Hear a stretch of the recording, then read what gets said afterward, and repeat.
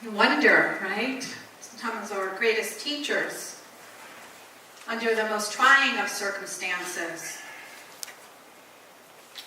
being on death row for 30 years for a crime he didn't commit.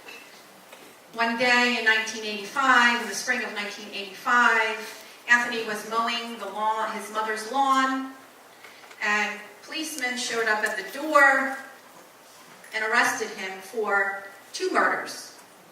2 managers of 2 different fast food chains. And because he didn't have money for a great lawyer, and even though that the gun that they found in his mother's home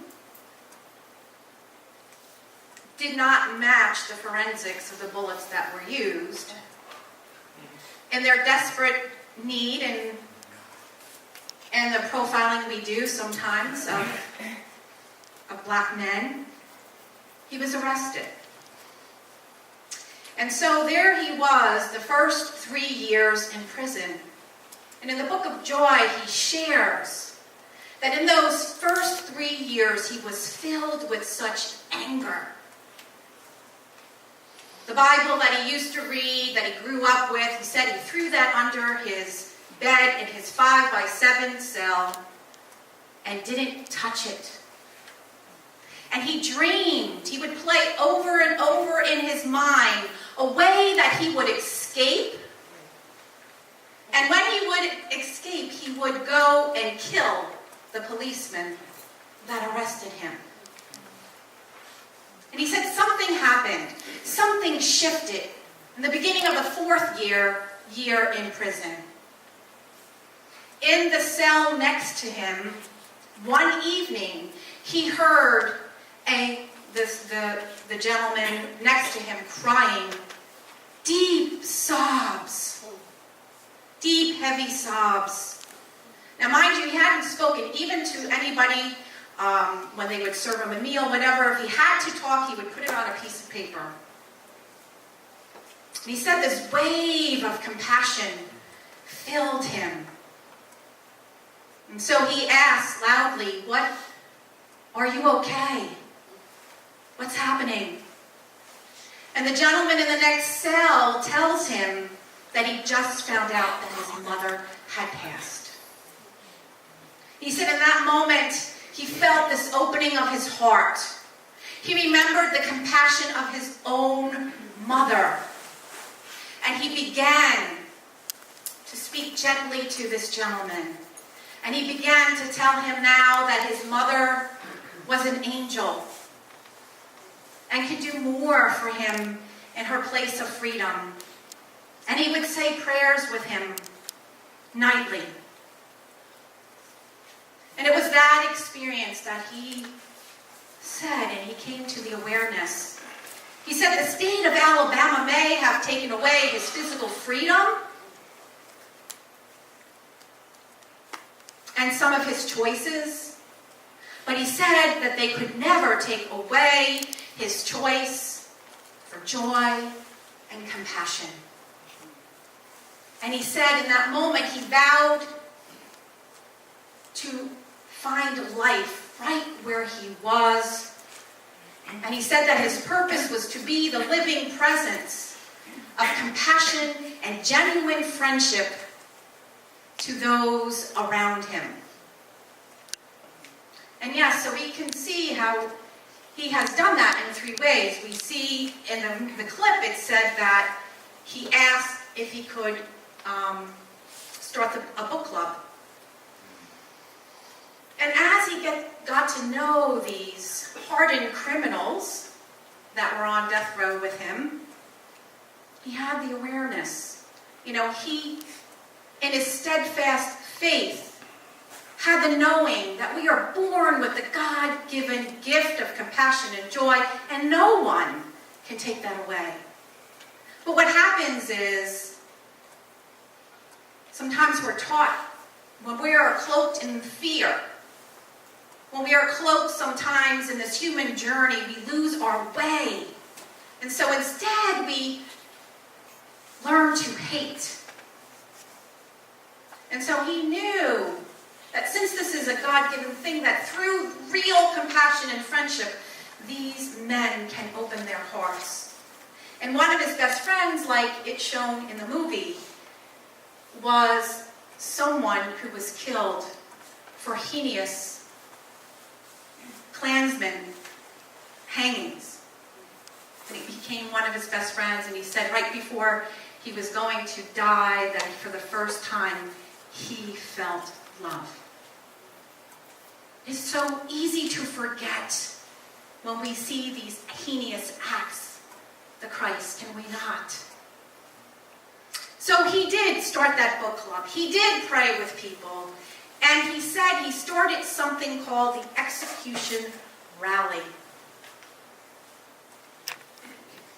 He bared witness, not right there, but his was the last cell right before you open the doors to where the executions used to happen. He said he would smell burning flesh. And he was there. 53 men were executed in his time that he was there, and 1 woman. And he said what he did, he began this rally of compassion, that 5 minutes before they were planned to know, they got close, they knew the exact time, all of the prison mates would start clanging on the bars. And this is what he shares in the Book of Joy. I discovered on death row that the other inmates had not had the unconditional love that I had had from my mother. We became a family, and we did not know if they had a family and friends with them that day. So we were banging on the bars to say to those who were being put to death, we are with you, we love you, and we are right with you to the end. Powerful. Can't imagine, right? And then he was released in 2015, and actually just this past winter, his book, he continues to be of service to men in prison, but his book is The Sun Still Shines, How I Found Freedom and Life on Death Row. And so he leaves that to us.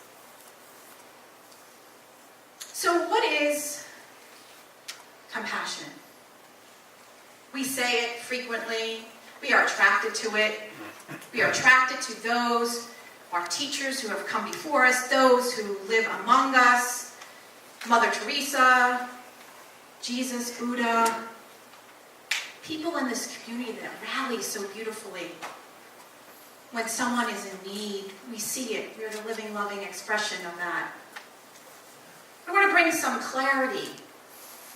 Metaphysically, Charles Fillmore had defined compassion as being centered in divine heart and mind.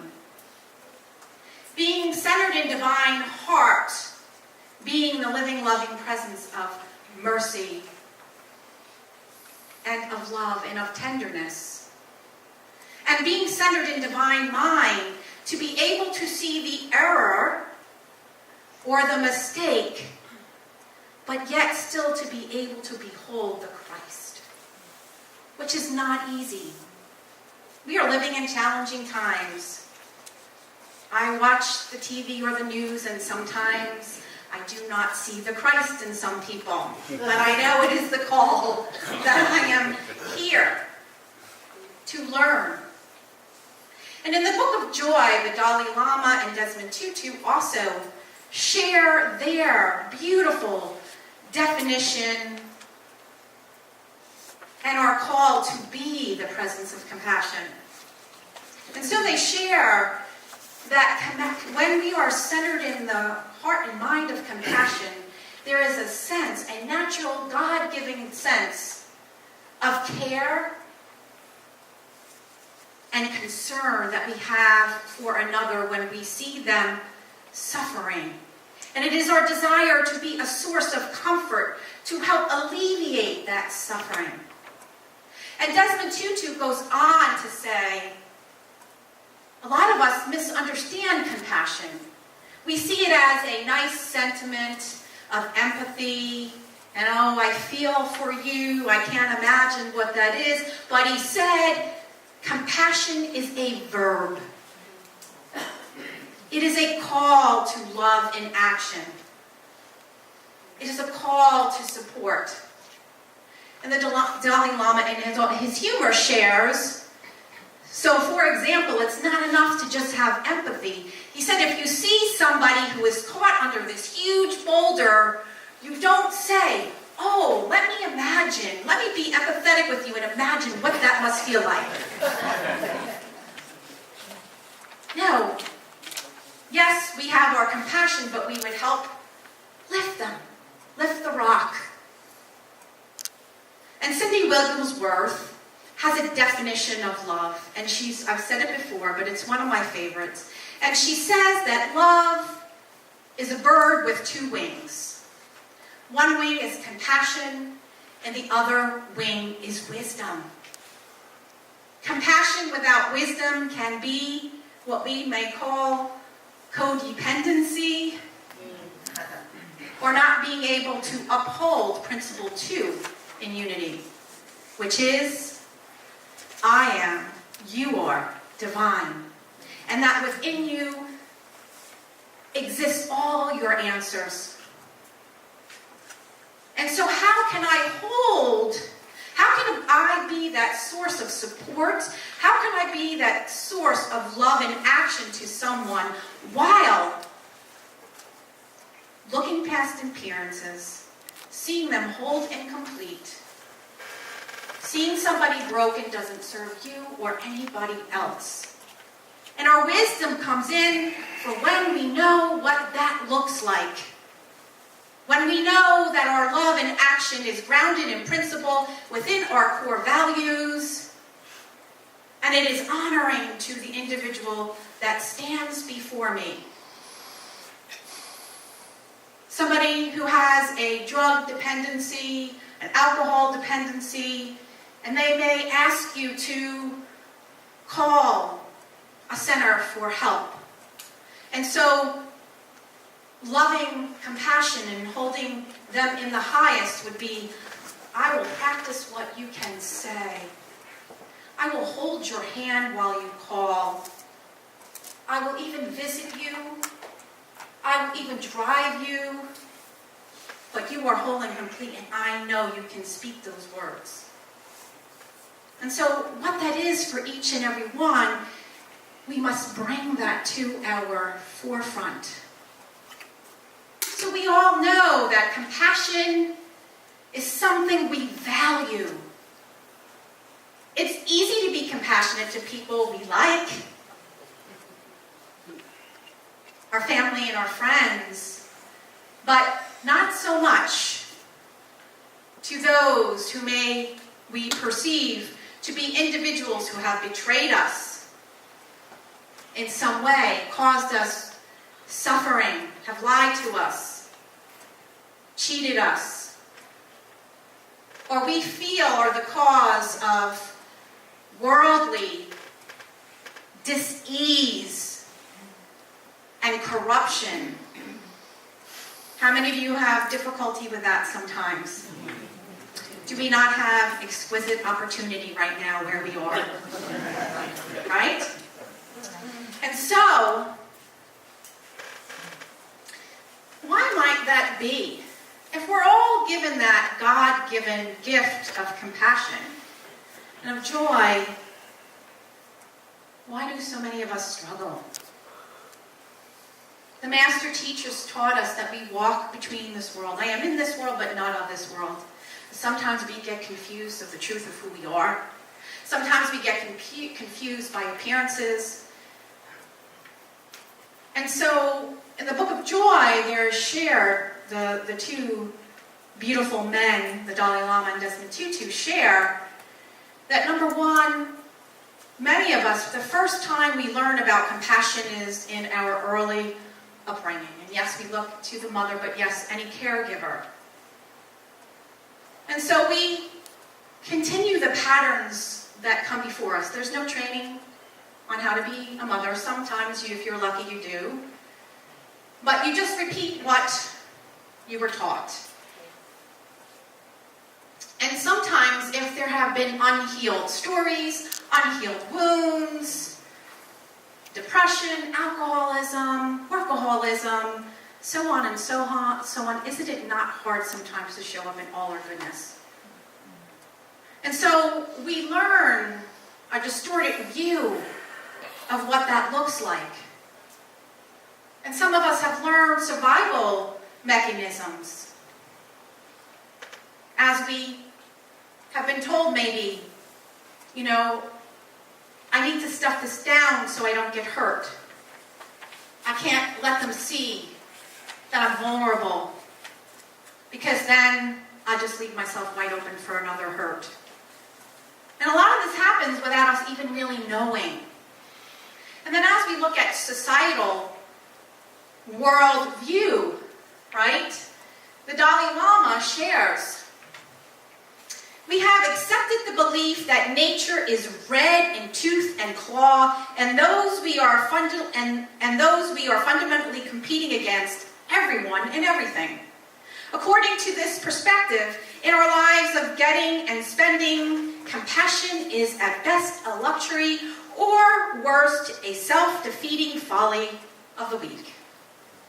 Yet evolutionary science has come to see cooperation and its core emotions of empathy, compassion, and generosity as fundamental to our species' survival. Too many S's, sorry. I'm going to say that last part. Cooperation, compassion, and empathy are fundamental to our species' survival. How many of you believe that? And so here we are, walking between the two worlds. Our truth teachings tell us we are all one. There's only one of us here. The world tells us it's a dog-eat-dog-eat world out there, every man for himself. Just like that little passage I read.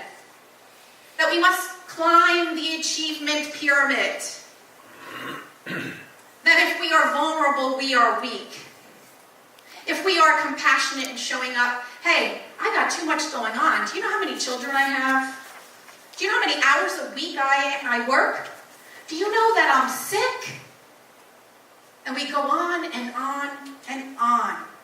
Now, I'm not saying that some of us are not on journeys that are challenging, and that there's not the need for us to have exquisite self-care.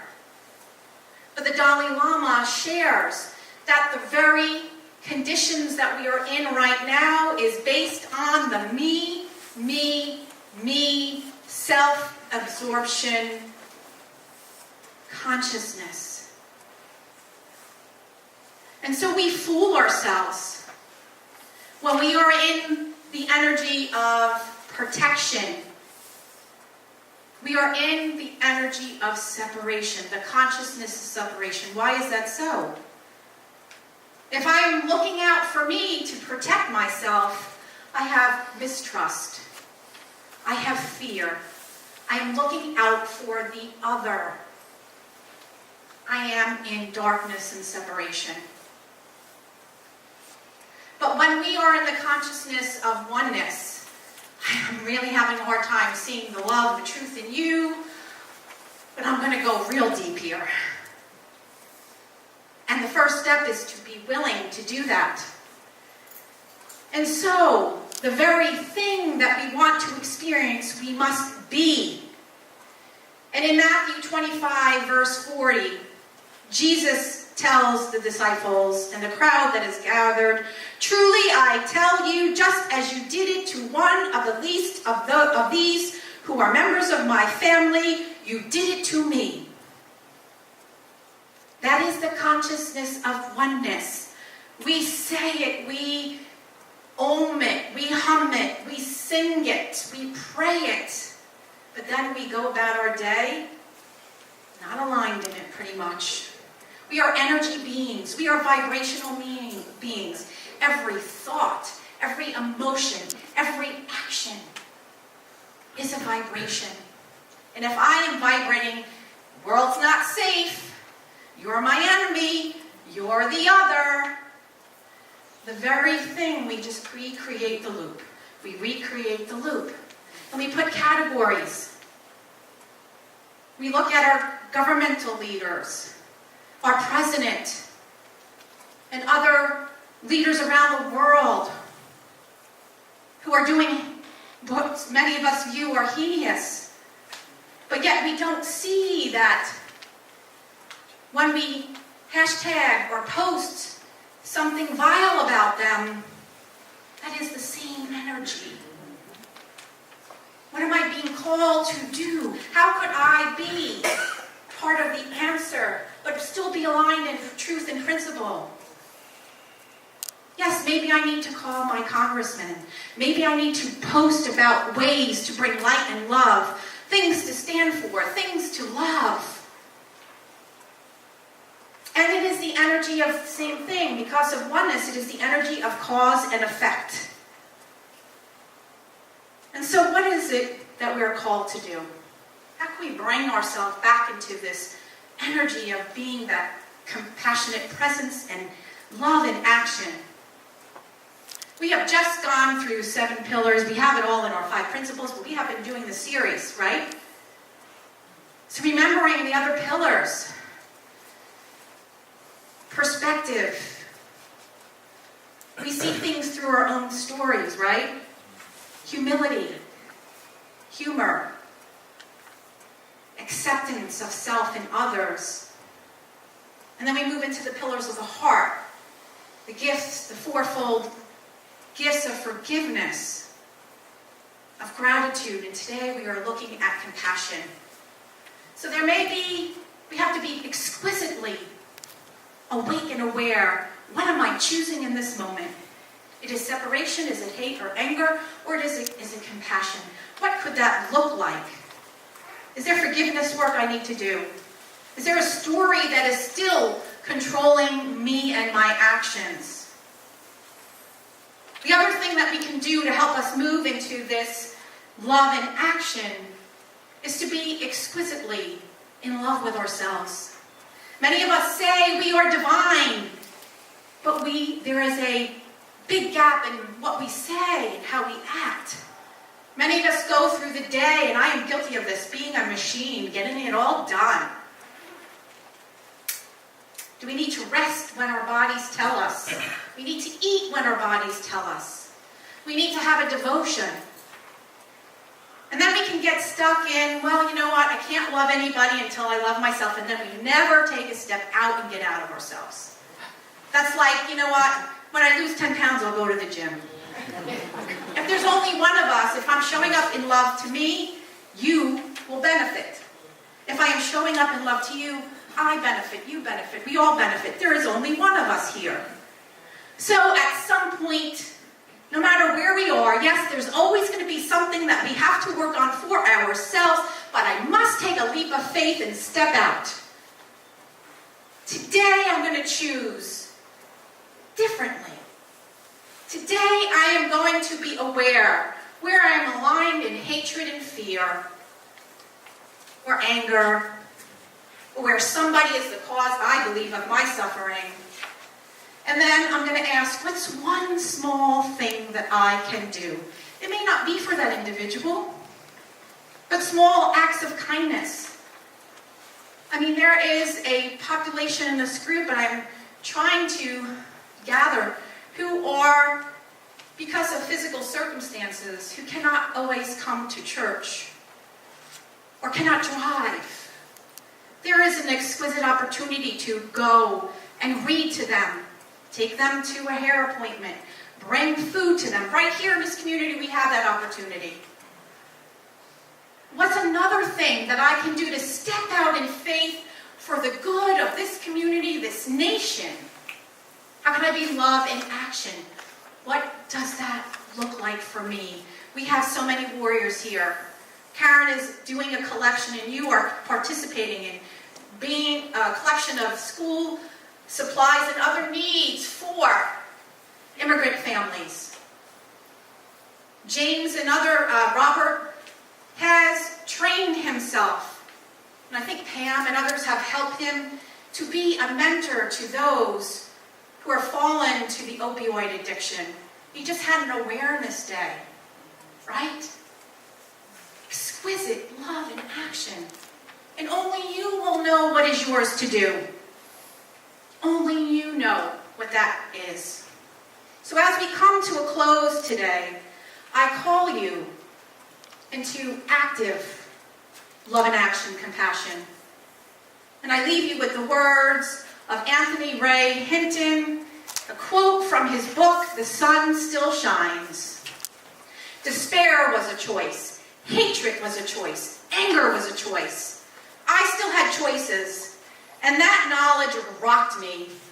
I may not have had as many choices as those in the free world like my friend Lester, but I still had some choices. I could choose to give up or to hang on. Hope was a choice. Faith was a choice. And more than anything else, love and compassion was a choice. You see, we are all born with the same God-given gift of compassion, the impulse to reach out and lessen the suffering of another human being. It is a gift, and we each have a choice whether to use this gift or not. So I call you into the gift as we remember the master teacher. What you do to your brothers and sisters, you do to me. Namaste.